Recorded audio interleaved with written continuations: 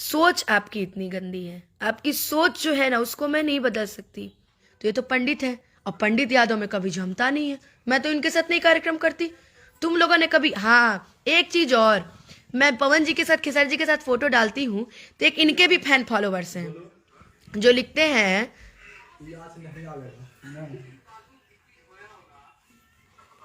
देखिए गाना हो चाहे कोई भी संस्था हो जातिवाद, लेकिन मेरा एक सुझाव अनुपमा जी, जब भी आप शादी करना यादों में ही करना, वरना मैं आपके खिलाफ। लो एक लोग और आ गए, लो ये अभी हमारे मैटर सुलझानी है, ये आ गए यादव का शादी कराने।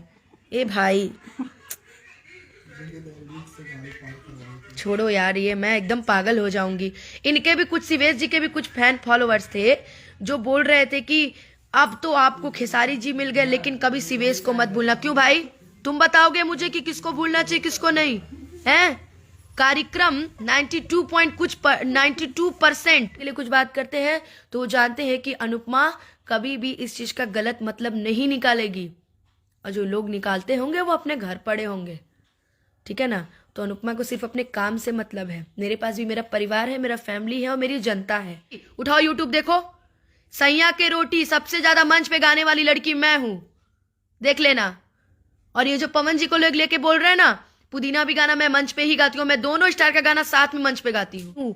मैं पवन जी को भी उतना ही मानती हूँ, पवन जी ने भी मुझे गवाया है, खेसारी जी ने भी मुझे गवाया है, रितेश जी ने भी गवाया है, कल्लू जी ने भी गवाया है, और जितने स्टार कास्ट है लमसम मुझे सबने गवाया है।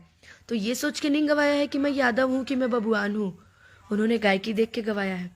सो प्लीज इस नए साल से अपने दिमाग में जो कचरा भरा रहता है, जैसे कचरा वो निकाल के ना ऐसे टॉयलेट के उसमें डाल के फ्लश कर दो उसको, समझे? तो आज के बाद नए साल में नया शुरुआत करो, कोई जातीयता वाली बात नहीं।